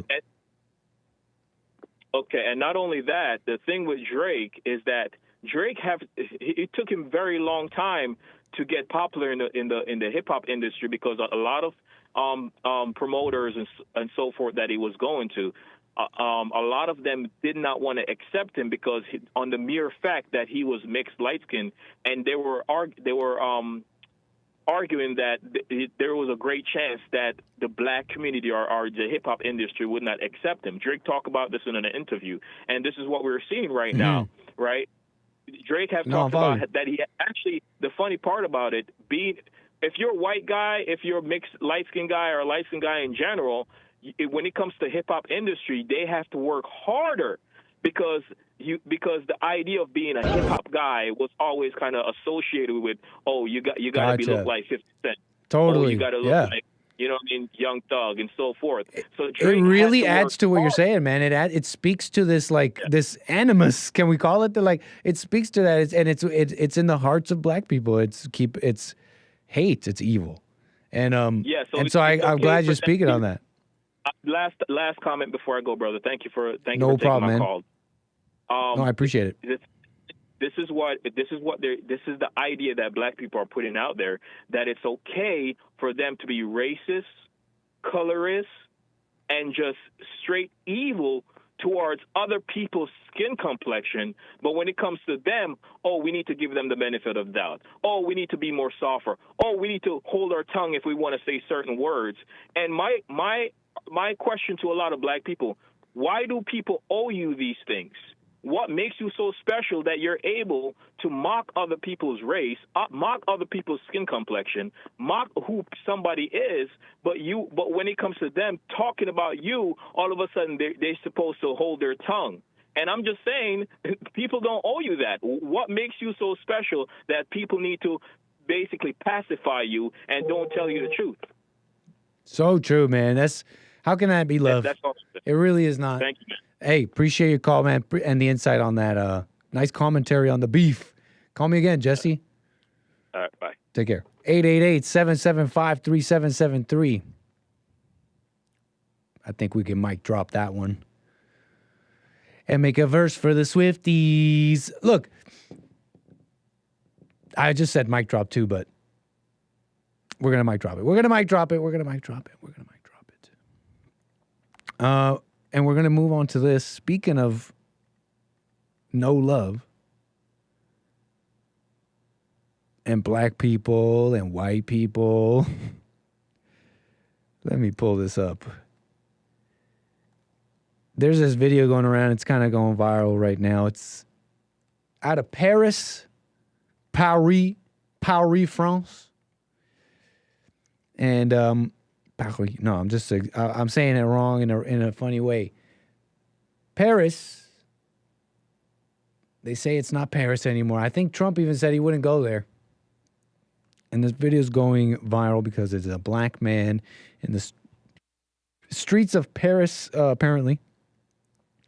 And he's filming himself doing some content, doing some of this like street vlogging, prank content.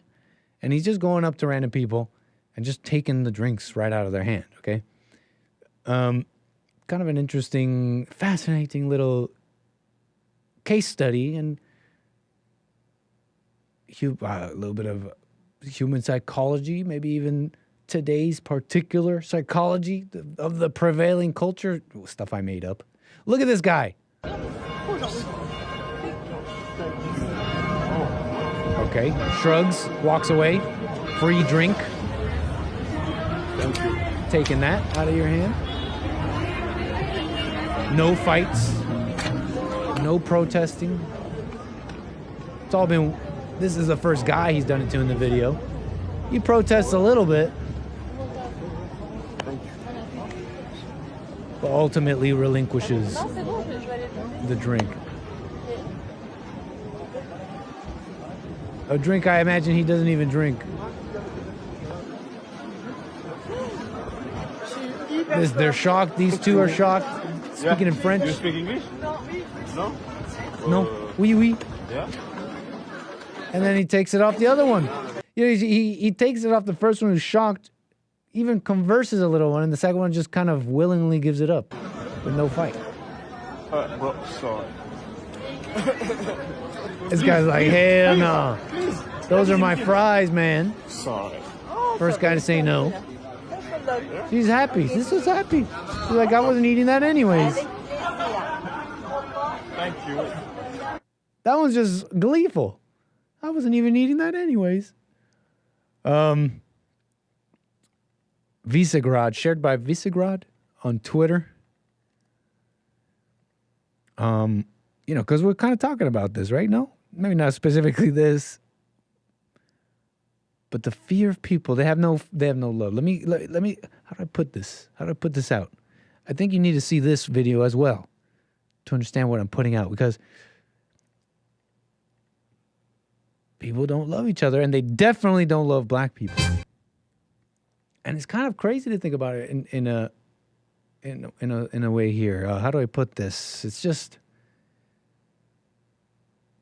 look at this one. And I don't think I can play this because the music swears. But she is traveling. She seems like an attractive black woman maybe somewhere in Europe. I don't know where she is here, but she's talking about countries I traveled where I did not feel welcomed as a POC. Italy, she says, is big racist. Guy asked if I was a rapper. Which, you know, that's a fine question. It's you could be a rapper. I mean, there's a lot of rappers, and they're usually black, and they're kind of big influence on the culture. Everyone speaks a little black now. You know what I mean? Like, and then you're traveling. It's not an unfair question. You know, she says that apparently she was told that if she wasn't a rapper, otherwise she wouldn't be able to afford this. Got asked if I speak African. She's like, I'm just told him I'm from America. Food is terrible, apparently, in Italy. I wonder. She writes, food is terrible in Italy. This old lady held her nose and breath as she walked fast by me. That's horrible. Nonna, no racista. Food is terrible. Yuck. Writes, Olive Garden is 100% better. No jokes. Doesn't even use any seasonings. They don't have any seasoning in Italy. Italy, 2 out of 10. She says, Hungary, they're racist. Starbucks lady refused to acknowledge or make a drink right in front of her. A white customer had to speak up for her, apparently. Nobody wanted to sit next to my mom and I. And so she's saying she's traveling these places. They're all racist. France, creepy men, very much homophobic. And the people are fake woke. It's exhausting. They're racist, segregated, and the treatment of Africans is honestly sad, she writes. And you know what I got to say? How do I put what I'm trying to say? It's like, I don't think she's lying.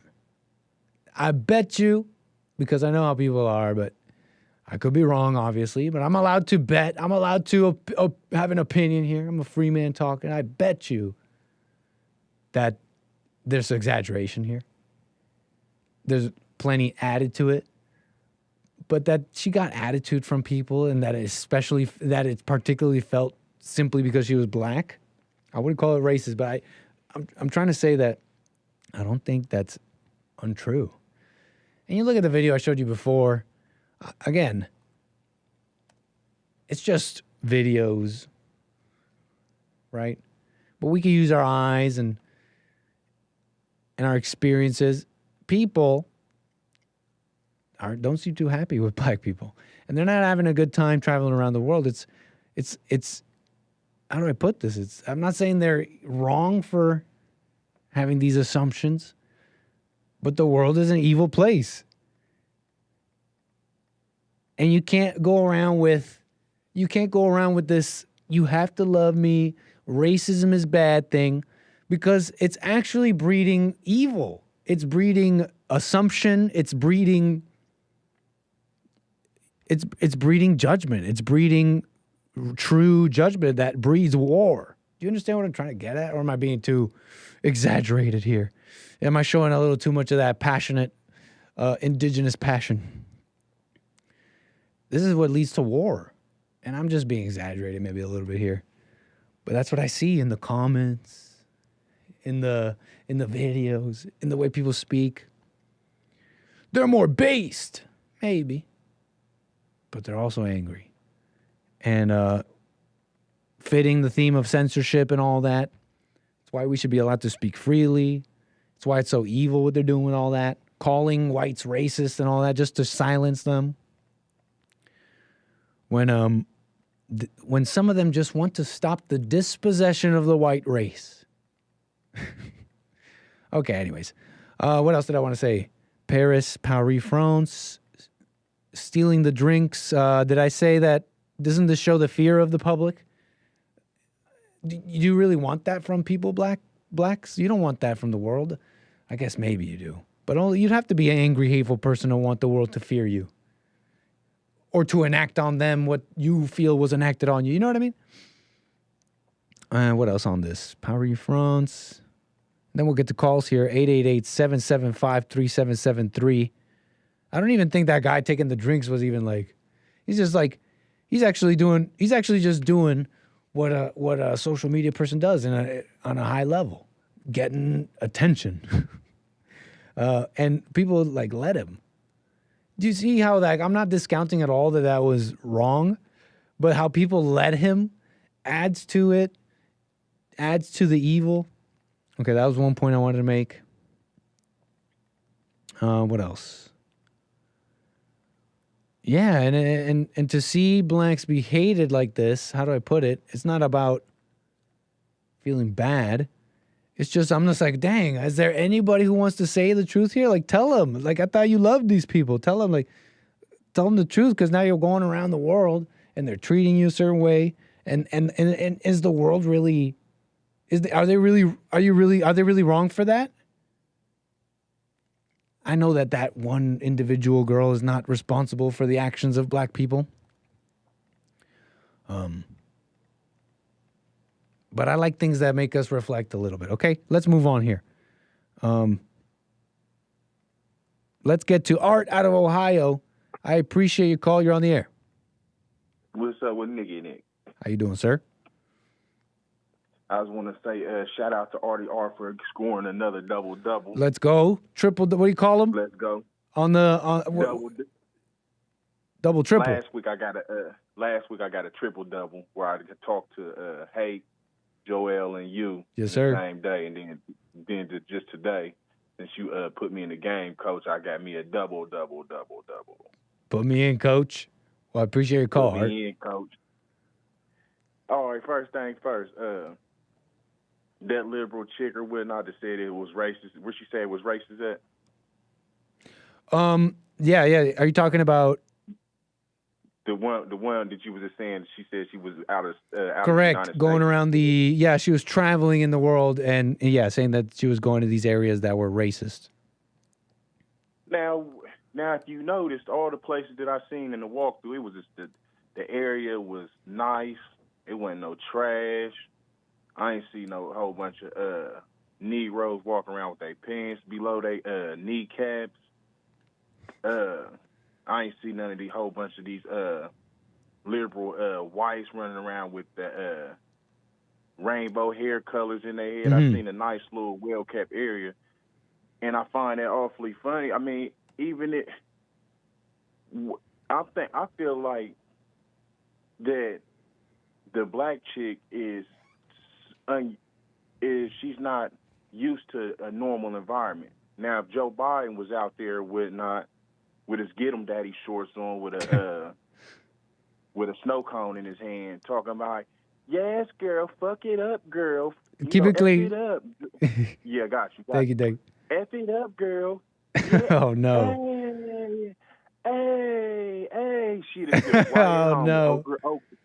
Old girl would have been right at home. She'd have been like telling everybody in the chat or all her friends, like, girl, I had a good time or whatnot. So just because it ain't all ratchet and this and that or whatnot, you ain't got all the thugs and the Tyrones running around there. It's a problem or whatnot. It's like, now they're racist.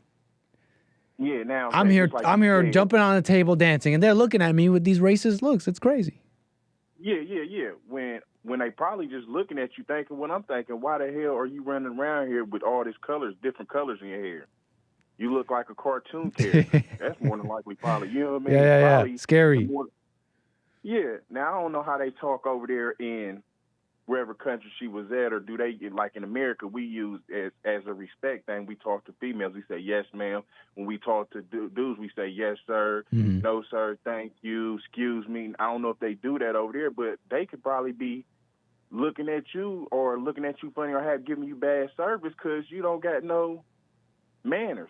You see what I'm saying? Totally. You probably holding a conversation between you and your girlfriend and gay Tyrone or whatnot, and y'all probably all loud, and the whole street 2 blocks down can hear you. Or she's using a knife. She's using her fork and knife to cut up the spaghetti, and she's cutting up the spaghetti with the knife. No, it's over. It's over. I'm sorry. That's like the Council of Italian grandmas will excommunicate you from the country. Yeah, and I mean they could be looking at you like that. I mean, judging you from how you carrying yourself. Yeah. You feel me? You know what I mean?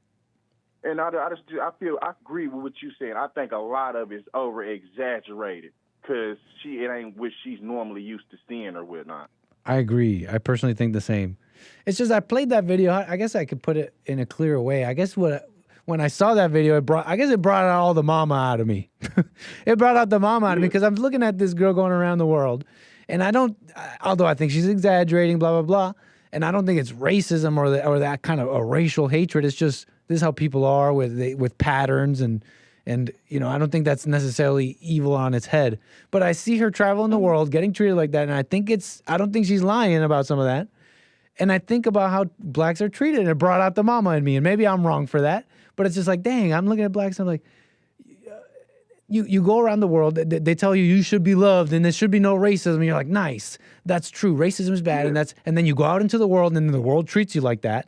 Because why? Because the world told you to act like that. And I'm not trying to take away any of their self-responsibility. I'm just saying the world is telling them, to go out and act like that, and to call out racism and da-da-da. And then when the world hates you, they tell them to keep that. They only hate you because they're racist. How are we ever going to grow? Where's the love? I don't see it anywhere.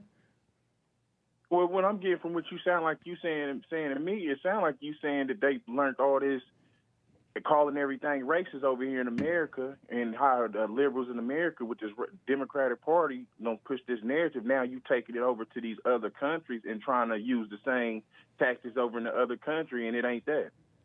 I don't doubt that, man. That's an interesting point. Well, check this out. Okay. So that other video you showed with them, with the black dude taking them the white people's drinks and stuff or whatnot. That's a sad. I look at stuff and you look at stuff and stuff starts out small, just like the bully at school. It starts off small, checking in your little change till it ends up into something bigger. That's all that is or whatnot. The whites have fallen so much or whatnot that this is where we don't came out. Now let's go back to 1900s. Now, if a black dude would have did that anywhere in the world besides in Africa or somewhere where it was predominantly black in the 1900s or 1800s, that black dude probably would have had his head chopped off. You see what I'm saying? Mm-hmm. So in 2024, I feel like that they think that the white man and white people are the scapegoats. We can just do what we want to do to them. And I ain't gonna even lie. I'm gonna give the white people up here in Ohio a little bit of props and respect or whatnot, because I don't see I don't think that he would be able to get away. That black dude would be able to get away with doing that to no white dudes up here in Ohio like that or whatnot. Mm-hmm. I give it to them. They're a little bit more stern. They won't fight you, but they will say, "Dude, with the F, man." You know what I mean? They hit you with that real. Right. Dude, come on, man. That's yeah, funny. They hit you with that real. They ain't gonna just look at you and not say. Yeah, I would at least appreciate that. That's exactly so true. It's like that's why I played that. It was really the reactions of people. Because if you ask me, yeah, there's black crime in Europe, and people should watch their backs, and I wouldn't blame them or call them racist for that. But that guy was personally, in my opinion, and I don't blame for people for not realizing this, but it's kind of clear. You know, he's joking, and I would like to have seen some people like maybe react with laughing, be like, okay, this guy's clearly trying to prank me. But everyone's reaction, in my opinion, was like fear. This person might kill me. You can have it. And it's like blacks did that to themselves. But I bring that up as a moment of reflection for all people, that nobody has love for each other. You're scared of each other. You're reveling in your image of being tough, or you're thinking it's racist. And I see love nowhere. Yeah. Yep, I agree. Disrespect everywhere with no love. No love or none of that. Because that black guy who he was taking the fries from, he started laughing, and he's like, what are you doing? Trying to take... And then the guy started laughing too. It was all a prank, you know? Yeah. It must be a cold day in hell to where somebody thinks it's funny for somebody to be taking food or a drink out of somebody else's mouth. You see what I'm saying? Yeah. That when has that become a laughing or a funny matter? Anything? Right. These pranks are gone too far. Yeah. All right, so did you want me to drop something else, or you want to go ahead? You're welcome to, sir. One more thing before we move the wheels here. Nah, go ahead, because it's going to take a little longer. Okay. What I do is just call back. Call me again, Art. So I can talk. Thank you so much. Thank you, sir. Okay, buddy. Yeah. Bye. 888-775-3773. Thank you for your calls, folks. Appreciate it.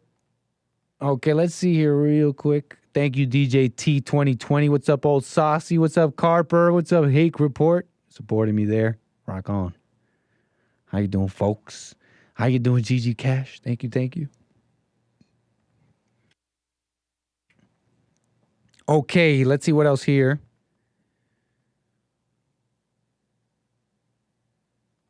Bada bing.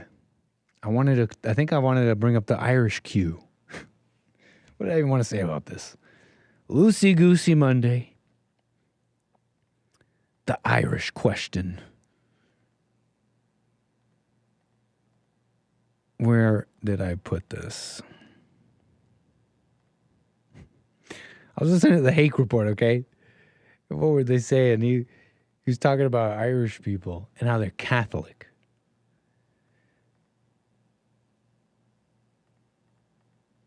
And he was just talking about Catholics, and what do you say about them? That they feel for the Mexicans because they call themselves Catholic, and they have a thing against the Jews a little bit. Some of them, and that things were fine when America was just they're happy Protestants. And you brought in the Irish and the Italians, and they're all Catholic, and they feel bad for the poor. And I was having like a.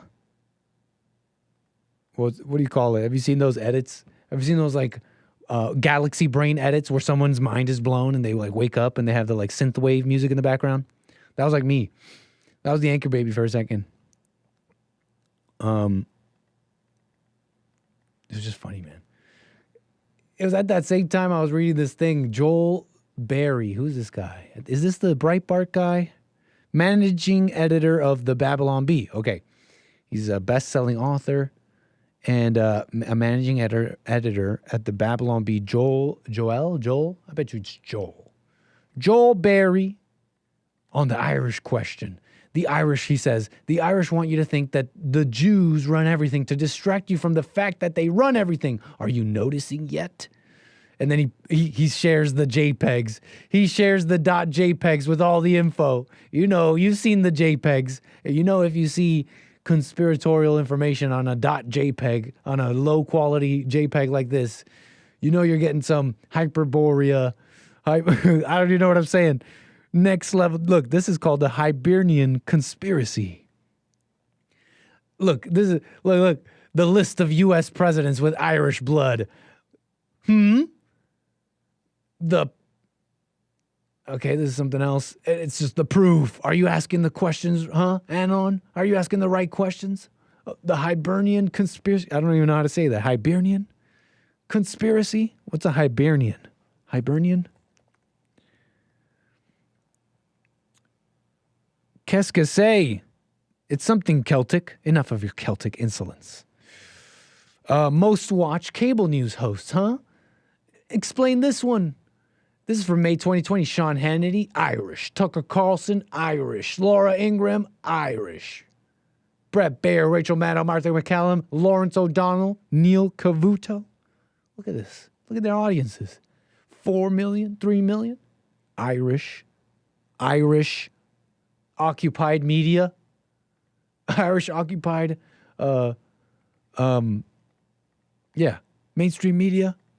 Huh? Joel Berry revealing, busting the Irish queue wide open. Okay.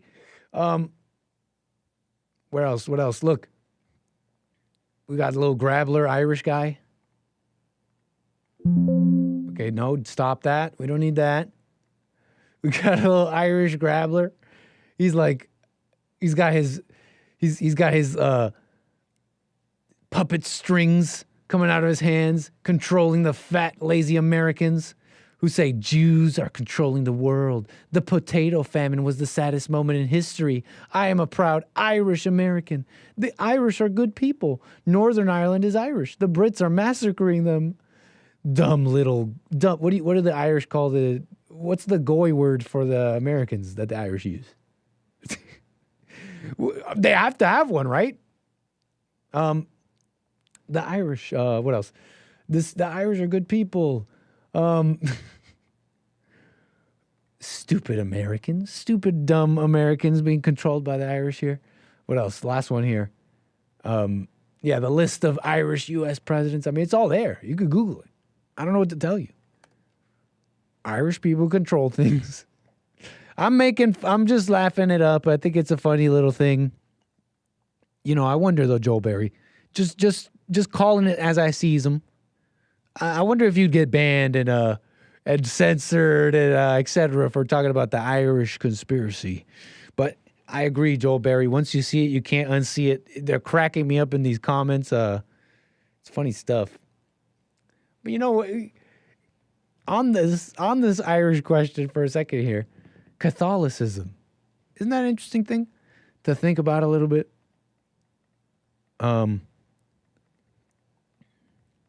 Feeling bad for the maybe I'm just putting more weight than I need to on the Irish Q, maybe on the commentary that Hake said about the Catholics and feeling bad for the poor. And the Catholics, you know, they got a history a little bit here, don't they? They have a history a little bit with los judíos, the Jews, and the Muslims. Okay, it's this trifecta. They have a bit of a history. Okay, it's an ongoing thing. It's kind of nasty at times. Okay, what can I tell you? What else here? The Irish question. Race doesn't matter. That's what Hake was saying too. That was cool. It's true. You know, I didn't get offended at all by Ann Coulter's thing on India in 𝒏𝒊𝒄𝒌𝒔𝒕𝒓𝒄𝒊𝒂𝒍�. I just didn't have the words for it. Right on. Check out thehakereport.com, 9 a.m. Pacific time. That's right before Joelle. Friday, 11 a.m. Pacific time. What else do I got for you here in the last few minutes of the show? You know, they have an amazing thing here on hydration, Walmart care packages. I mean, we're just going to have to leave this for tomorrow because I do have a call coming in, 888-775-3773, if it's for me. You know, I've been thinking about working on yourself a lot and what that is, what it looks like, and how I can maybe express that to the people a little bit. You know, some are worried. Some have reached out to me. They're wondering, am I working on myself? I heard Jesse say that in one church service, and I've been apoplectic ever since. I've been inconsolable. Jesse said to some in that church service in that day, in that room, that they weren't working on themselves. And Satan in my mind told me I'm not working on myself. Maybe I'm adding to it. Maybe some of you are truly looking at yourselves, and you're like, you know what? I want to work on myself. I don't think I am. And hopefully we can get into that this week, maybe tomorrow a little bit more. Can I give you a step one a little bit that I'm positive of? A step one that I'm absolutely positive of? Jesse can walk in if I'm giving out spiritual misinformation here. Please, in fact. But yeah, step one, forgetting yesterday. You got to forget yesterday. You got to forget, you know, even all your successes and failures. You got to forget that and do, because you ever get that feeling of, I gotta fix this, do this, build on this, get better at this.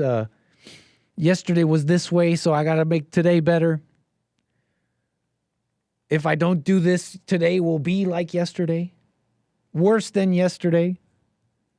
You actually have to forget yesterday. You have to forget your failures, your successes, all the things that brought you to where you were. Well, I did it like this yesterday. So, ergo, I must continue, right? I'm not saying don't be practical. I'm just saying, well, this is for the people that need to work on themselves, right? Let's say you're someone that doesn't even need to work on yourself. Well, okay, then you're fine. You're hunky-dory. You don't need to listen to this. Go on and keep living your perfect life. But sometimes you're living your life practically, and I'm trying to keep it clear for those because I know how the mind works. So you're doing your practical things, and what worked yesterday, you can still do today. Don't get me wrong. But let's say you encounter the pain. Let's say you encounter the problems, and you're like, I do have to work on myself. You forget yesterday. You forget yesterday because it's going to want to, you're just going to have this urge to think about yesterday, to deal with today with the way yesterday told you to deal with it. Like, you know what I mean? The successes and the failures. That what worked yesterday. Hopefully you're following me. We'll get into it this week. But that's pretty much the show. I mean, let me look into these super chats here. Thank you so much for your support. Everyone that supported me over the weekend there. Don't know if I read yours, Steve. I feel like I may have. I've realized the moment I start to think about how to overcome something, I've already given it power over me. Not worth trying to isolate anything. Just stay aware throughout everything as best as possible. Thank you for that, Steve, on Friday. I think I did read it. And you could definitely check out that show from Friday. Had some interesting callers. And yeah, appreciate the support there.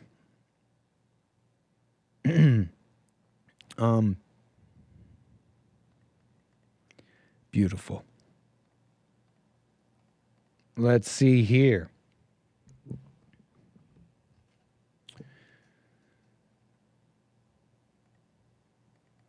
Yeah. Beautiful. Worried about giving out spirit. I'm not going to repeat that, Carver. I'm too sensitive. I'm gonna circle the wagons. I'm gonna start fighting you, Carver. I know you just messed around, Carver. I'm the sensitive one. John Zimmer, Thank you. Nice anointed drifter. Do you have one way? You have one way of describing how you do that? In my chat, he's saying, or her, saying that it's fun to work on yourselves. Yeah, if you have one way. What's up, Sugar Pancake Face? Thank you, Nada. Carver says, I'm glad you are overcoming 𝒏𝒊𝒄𝒌𝒔𝒕𝒓𝒆𝒂𝒎. It wasn't easy, man. But it's the animus. It's the indigenous malice in me a little bit. I got to drop in there. Maldición indígena. What the heck? Where do these super chats come from? Did I just have to refresh? Where do they all come from? Apparently, I have been getting super chats. Carver, thank you for that. Says, that Irish guy must like Little Caesars a lot. Thank you, Carver, for the support. 𝒔𝒐𝒄𝒊𝒂𝒍𝒔 with the super chat says, the Irish are the real Illuminati. I showed you the JPEGs. I showed you the images on the internet. Do you need any more proof? The Irish run things, okay?